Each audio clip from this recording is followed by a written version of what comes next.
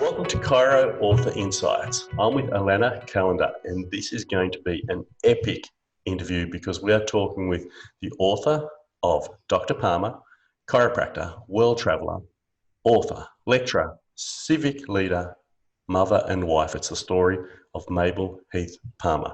She's also a contributing author to so many chiropractic articles and publications, including many with the World Foundation of Chiropractic. She's the contributing author to the Chiropractor's Protege, the untold story of Oakley G. Smith's journey with D.D. Palmer in chiropractic's founding years. An incredible and passionate advocate of chiropractic and chiropractic history, a doctor of education in a Palmer librarian in multiple roles within the history of chiropractic. I'm so excited to have you here, Alana. It is a pleasure to speak with you. My pleasure. Now, I really don't feel like that introduction has given you justice. There's so much that you've done and so much that people may not know about you. So I'd love just to open up to hear your story. That's a good story. I started off as a high school English teacher, which kind of shapes the rest of my career in that I got involved in chiropractic history in 1983, I believe. I started at Palmer in 1982. And in 83, I got this journal called Chiropractic History. And I was the serials librarian, so I was leafing through it. And there was an article by Russ Gibbons. Russ Gibbons was, I believe, the first true chiropractic historian. His father had been a chiropractor, and Russ's earliest memories were going with his father to jails. With his dad would take his adjusting table to visit other chiropractors, and they would adjust their patients, and then he and his dad would trundle home. And he remembered this from being a little boy. So he was passionate about chiropractic, but I digress, and I'm going to do that a lot, so hold on. His article, I can't remember the whole title, but he misspelled the word parameter in it, in the title of the article, and he's the editor of the journal. As an English teacher, I felt compelled to write him a letter, and I said, you're putting out a very, very nice journal. It's slick, it's handsome. You need a proofreader. And he wrote back and said, you are now the assistant editor. So I have been the assistant editor of the journal called Chiropractic History since about 1983. So that was really my first introduction into chiropractic history. And then the president of Palmer College declared in 1983-ish that all faculty would do research. Now, this is back right after chiropractic and chiropractors started realizing the need for research after the NINCDS conference on spinal manipulation. For those of you that are young, that was kind of the wake-up call to the chiropractic profession that they had to do research, and they had to do research by the accepted standards and not what they called the accepted standards. So it was a real awakening thing, and sadly, at that time, many chiropractors had a high school education, and then they went to chiropractic school. So they had no research backgrounds. They had no idea of what it was they were being asked to do. So, like I said, the president of the college said we all had to do research. Well, I'm a librarian, and I know nothing about clinical research, so I thought, well, I'll do historical research. So I'm sitting, thinking about this, and my grandmother's name was Mabel. And there's this woman, Mabel Palmer, who no one's ever written anything about at that point, anything. And I'm thinking, well, and I start looking at the legends about Mabel at that time, realize that her lifestyle is familiar to me because it's got a lot in common with my grandmother's. They were both an Eastern Star. They both played bridge. Their clothing would have been very similar because they were similar ages. So I was relating to her. I thought, well, I'll write something about Mabel Palmer. So in 1984, I published my first ever article on Mabel Palmer. By the way, don't read it. It's got so many errors that I later figured out. But It introduced me into the idea of academic publishing, into doing research, historical research, and it introduced me to Mabel. And that's actually when I started on the book. And it took COVID-19 to get me to finish the book because I was locked down, and you never feel like you've done enough. It doesn't seem to matter that you've got, I think in the book there's 800 references, and I didn't use maybe another couple, 300 that it never made it, but it never felt like enough. And finally at COVID-19, I just decided, well, I'm going to die anyway. I should just finish this. So I did. Was that long enough? That was beautiful. It's an amazing contribution to the book. You've done some amazing other things as well. As you've published papers, part of the World Federation of Chiropractic, and you've written material for some incredible people that are such an integral part of the chiropractic profession. Share a little bit about that writing journey as well, because I'm going to dive deep into this book, but I'd love people to know and understand some of this incredible background that you bring to chiropractic, and I just so they can have this breadth of experience that you've had. So share some of the work that you've done, the writing that you've done, and the people that you've worked with in the lead up to this, which I think is a landmark book for chiropractic.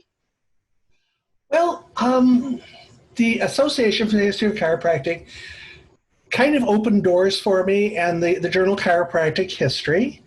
I went from working in the library to, for 6 years, I was the acting director of research at Palmer College. I held about 8 different titles because at that point I did not have a doctorate, and so they could never make me the director of research. We went through 3 directors of research while I was in that position, but there I did get involved with some clinical research, mostly because I like to write. I'm not afraid of a footnote, and I'm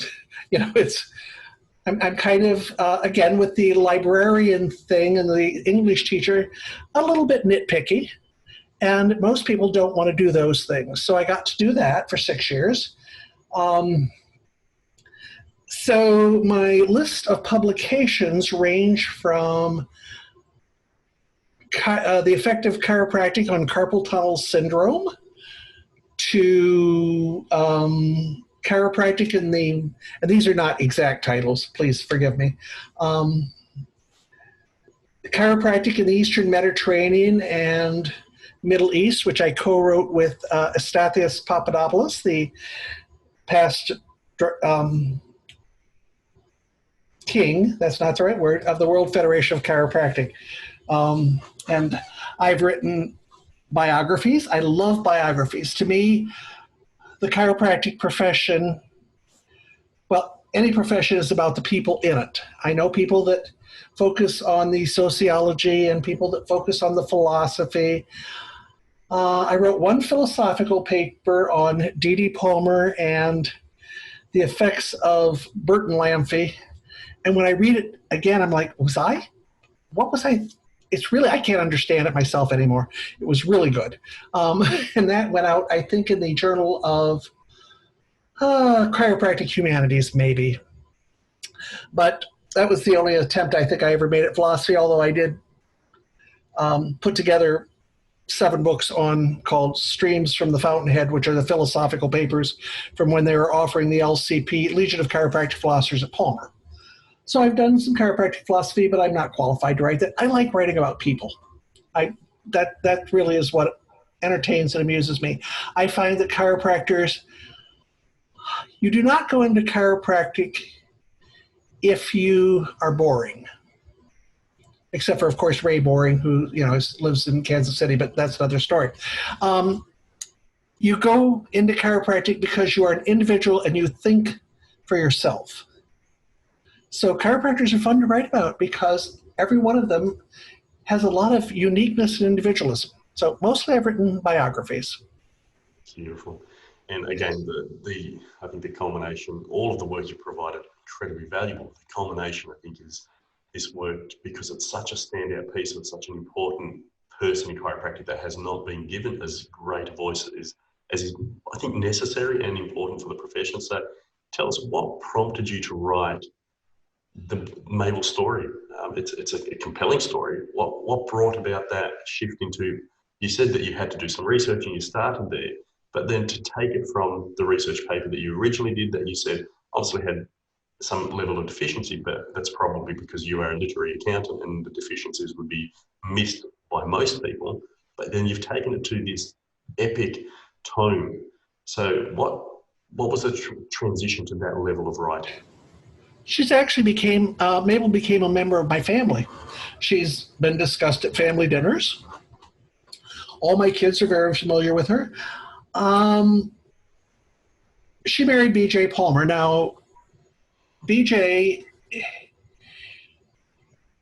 I don't know at what point that B.J. Palmer will no longer be understood in the chiropractic profession. Joe Keating wrote a biography of him in 1995-ish. Did not nearly catch B.J. Palmer because it would take 4 or 5 volumes to catch him. But Mabel, who nothing had been written about, was his equal, his match. She was the rudder on his boat, which otherwise would have just spun in circles. She was not only, like I said, all those things that you said in the title.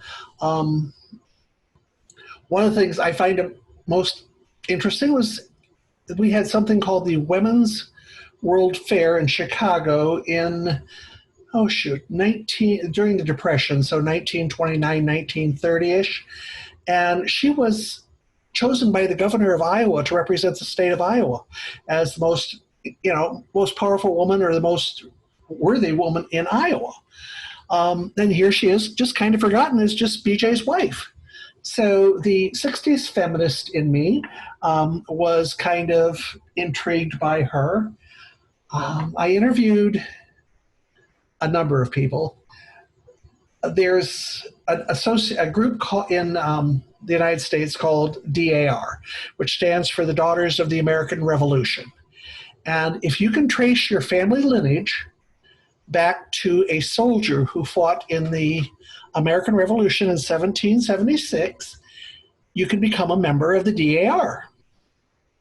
So this is a very, I'm going to say snooty, by the way, I am eligible, group, but so she's a member of the DAR. She belongs to this group. She becomes the international president of Quota Club, which is, are you familiar with Kiwanis? No, I'm not. Okay, Kiwanis would be, it's called Kiwanis International, and it's a civic group where people from different professions in a town, and if you've got one dentist, you can't have 2. If you have one chiropractor, you can't have 2. Okay, so because it wants to represent the entire professional community, and then they do good things. I mean, it's a civic organization. Well, in the 1930s, women could not be Kiwanians. So a woman started this group called the Quota Club, which was the women's equivalent to Kiwanis. Mabel not only was the international president of that, she founded a chapter in Australia, in Sydney. The first one in Australia. She founded one in Canada. And I believe that do you know the Bolton family from Australia, chiropractors? No, I'm sorry. And I don't know if they're still, again, remember my life, when I think about people, I'm looking at a 100-year span. So whether there are still Boltons around, but I believe Marriott Bolton was the first president there in Sydney. So, I mean, she did all these things, and here she is, she's just forgotten. Okay. And she, yes, again, well, I would hope that she's not forgotten, but maybe misrepresented, misunderstood, and not or just necessarily. I forgot. I figured out where I was going to go with the whole DAR thing. Thank you. Okay, so I interviewed one of the old women from DAR. And as an old woman, I can call her an old woman, because she was. And I said, well, you knew Mabel Palmer? Oh, yes, I did. So, well, what was she like? Well, she was always very happy. She was a lovely woman. I said, what if I liked her? And she said, oh, no, but she would have liked you. And I didn't follow up on that. One of my great regrets in life was I didn't follow up on why would I have not liked her and what was there about me that she would have liked. But I was so stunned by the answer, I just kind of stopped. I interviewed other women chiropractors from the era that knew her. And at the end of the book, can I give you the end of the book?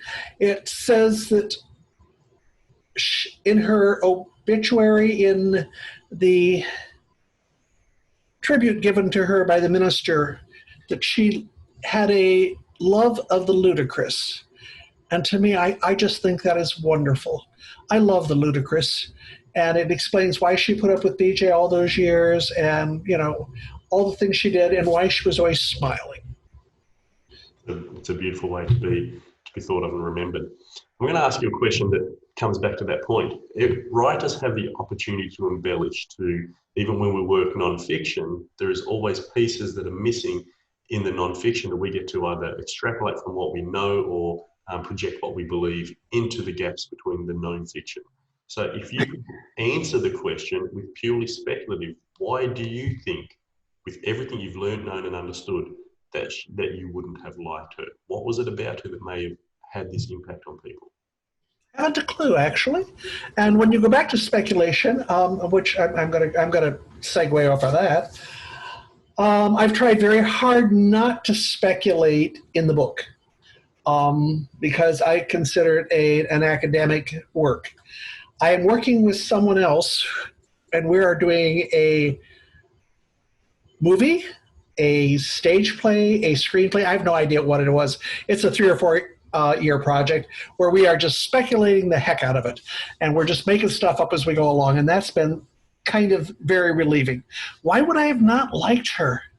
I usually like almost everyone. So I don't know. So perhaps it would have been mythology in that she would have liked you, you would have liked her, the relationship would have been powerful and compelling because you both loved chiropractic. Absolutely possible. Except she did have very narrow feet, and I have kind of wide feet. That may have been the problem. I think I've always loved that saying that is attributed to BJ, that I love you because you love what I love. And hopefully Mabel would have felt exactly the same way. At least. Well, she did sign occasionally that way also. All right. Well, I'm going to project into that aspect. All right, go ahead. That's simply because I have the capacity to do that by choice. Now, I want to go deeper into the story of Mabel because I love the subtitle, because until you get to the end part there, you know, mother and wife, it's interesting. The title lends itself to the story of chiropractic. Well, Dr. Palmer, chiropractor, could have been BJ. World traveller, could have been BJ. Author, could have been BJ. Lecturer, civic leader. And then you add that end part, mother and wife. So now we see the comparative to BJ with Mabel, her significance, her impact, her value. And you've said she's already the rudder to his ship. She's definitely understated in her role in chiropractic. Why do you think she was so understated? And although you said she may have been forgotten, I feel not, because I certainly have not forgotten her. And I felt similar, that she was obviously, and I think this is true for most husbands who achieve anything, behind every great man is a great woman. So that has been a cliche throughout history. So I'd already, in my own mind, afforded her a status and position of significance. But you felt that she had been forgotten, and yet she holds so much of the same status as BJ himself. So how did that level of forgetting come about, or the movement towards a less significant role? Okay, first of all, even though you cannot see me, I am doing a happy dance, because that means you did exactly what I was hoping you would do with the title. It was supposed to be wham, bam, suddenly we're talking about a ma'am, because yes, she was his equal. And in some ways, I think it was the times. It was what was expected. she would have been, people said, was she a great, suffragette? No, she was not really. They had a smokestack at Palmer that said votes for women, but really that's the only nod I've ever seen to women's votes. BJ was as much a suffragette as she was. She does not appear to have been involved in that movement. But after World War I, she stops teaching because women are not supposed to teach because they're taking men's jobs. So she is so much not only as much as he is, but she's also very much a product of the times. And I try to reflect that because had she shown forth in her full glory, it just would not have been accepted, my dear. Now, women chiropractors, are you aware of how many countries that the first chiropractor was a woman? Canada, China, Australia. There's like 15 of them that the first chiropractor in these countries is a woman. And for some reason, that's okay. And chiropractic, one of the things I love about the profession is that women were in the first 15 chiropractors. I think 3 or 4 of them were women. I'd have to look it up again. Mabel was not among the first 15. But D.D. Palmer himself immediately accepted women as potentially doctors. And that was so unheard of, just so out of the norm. Now, not entirely. I mean, at the time, Davenport had a woman physician, Jenny McGowan, and I'm sure that people looked at Jenny askance because she was a woman and she was a medical doctor. But for the fact that chiropractic has embraced women in the profession from the get-go is one of the things I love about it. It is. Was there a question there, and did I answer it? I think we spoke about the title. I'd love for your input into that transition. How we did touch on it in terms of why you felt that she was maybe less significant in terms of her perceived role because of the product of the times. Right. And I say yes as an answer to that, but I guess I'd like just a thought also on, she's a product of the times, but those times have changed. How did she not come to the forefront until now because of the significance of her role? We can recognise that times were different and that right or wrong, there wasn't the same opportunities across the world in most areas, although chiropractic seems to have been at the forefront of that. Even though she may not have had the opportunity to fulfill her potential in certain roles, she made the most of everything that she had. Why has that not been fully told in the history of chiropractic? Why has that not been recognised? Why do we read this title and think BJ first instead of recognising the greatness of Mabel and, love her story? Where did we lose the truth in history? Because every time somebody said they were writing a paper about her, I rubbed them out. No, that's not true. I've always made it known that I was writing about her. Maybe I did scare people off. I don't know. There has been one other book put out about her, but it was really about a very little part of her life. I don't know why. Like I said, no one's really done the definitive of BJ. It's hard. Writing is hard. Writing and research, although I love it, and I get up every morning and I spend a couple of hours doing it. I've got 2 projects, 3 projects, 4 projects on the burner right now that I'm working on, and maybe I'll live long enough to finish them, but it's hard to write a good account of someone. So I don't think that Mabel was forgotten. When I started at Palmer, let me think.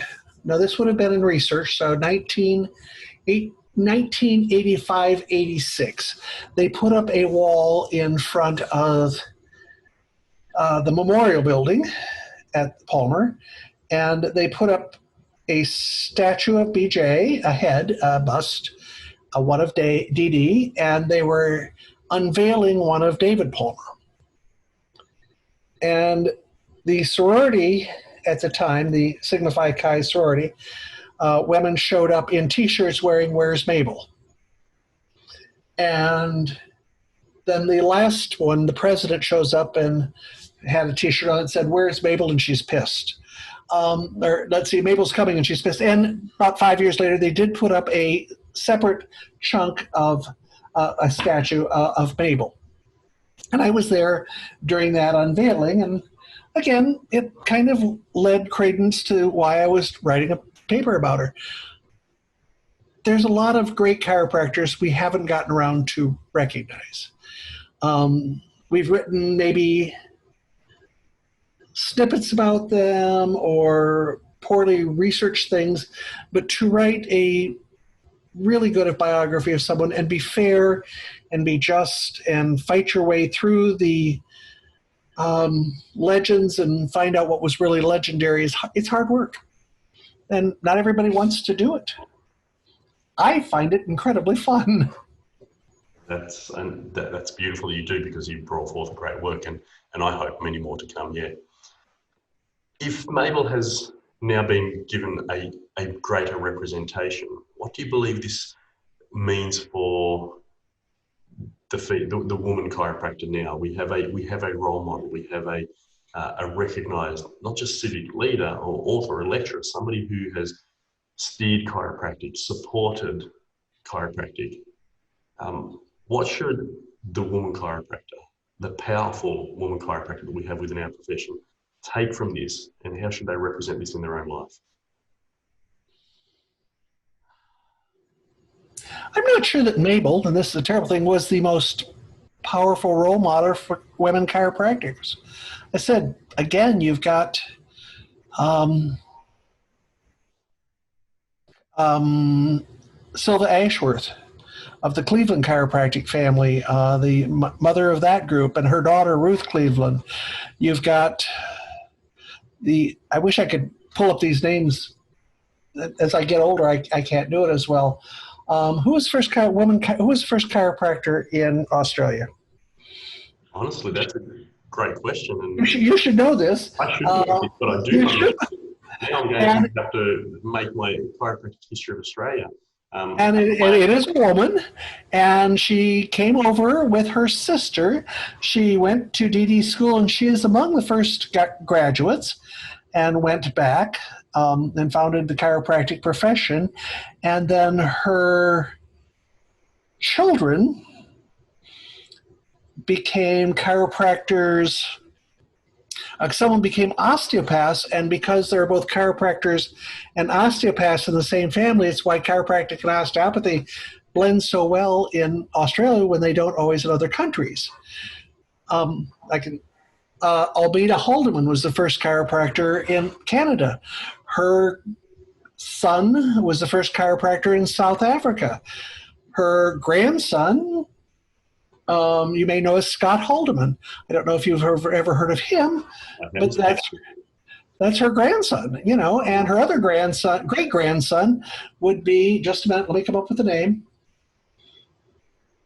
Elon Musk would be her great-grandson. Wow. Yeah.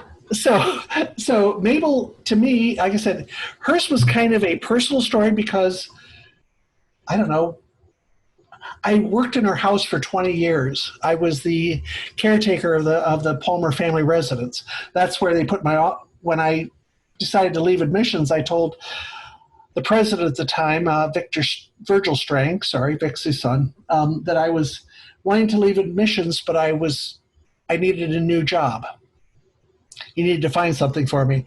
So in 1997, I became, like I said, the first executive director of the Palmer Foundation for Chiropractic History. And as I'm walking out of his office, he said, "Oh, and by the way, you'll be in charge of the Palmer residence." And it really was kind of a by the way. So I spent the last 20 years of my career with my office in the Palmer family home. And I felt BJ and Mabel. I mean, truly, I felt their presence. I was with and preserving and taking care of their things. Her blow dryer that she supposedly knocked all the electricity out of on a cruise ship because she plugged it in. It's still there. So yeah, I don't know that she was the greatest woman chiropractor. She was a great woman chiropractor. But to me, she's a family member. She's just somebody I know. It's beautiful. And I think if she, again, using your words, may not have been the perfect role model, there may be greater role models that represented chiropractic in different ways. For me, it still shows that a woman can rise to a level of authority, expertise, despite conditions in society, and can still influence chiropractic. And that, I think, is important for me, at least for women to take away, is that they can, when they do claim their power without the restrictions maybe that Mabel had to have during her time, there is so much more that a woman can do and can lead into, because they now, hopefully, represent not just equals, but the capacity to serve and impact. So I think, for me, it represents hope and inspiration that every person can recognise the power. That it's one thing being a chiropractor too, that they can author, they can lecture, they can speak on chiropractic, they can influence the people around them in powerful ways. They can still be parents, be partners in relationship, and serve the profession simultaneously. And if there was if there's one thing that I'd like to hear you say then in relation to that, to get an understanding, because you know her, she's family, as you have said, you know her better than possibly anyone, let alone certainly better than most. What would her message for chiropractic? I know you can't speculate, but what do you think this book says to the chiropractic profession now? What is not just the message of this book, what is Mabel's message for chiropractic? Just a minute, give me just a second here. We're going to put you on hold. See if I can find this. Are you humming? You need to be humming. Very good. Good. One of the things that I love about the book is I found, either in the archives or in their home, five or six of Mabel's speeches. Now, she had taken elocution lessons, which I probably should have had, as a young girl. Then, before she married BJ, but while they were still dating, she went to, sorry about the dogs. Bruce, stop. To went Augustana College and majored in elocution, so public speaking, and we found 4 or 5 of her speeches. And I knew she was a good speaker. And here, so actually I don't have to tell you what I think she would say. I can look at the end of the book and I can tell you what she would say.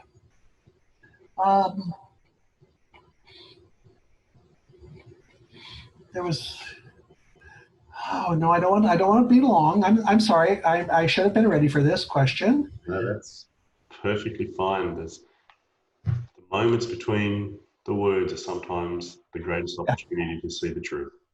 We have been accused of forming a new religion, an irreligious philosophy, a new ism, as it were. But the philosophy of chiropractic does not differ from the philosophy of any other one who believes in the existence of a supreme being. The chiropractic philosophy says we are ruled and governed by an all-wise intelligence called universal intelligence. Some call it God, some the deity, and others call it nature. However, we all know that a supreme intelligence supervises everything in the universe.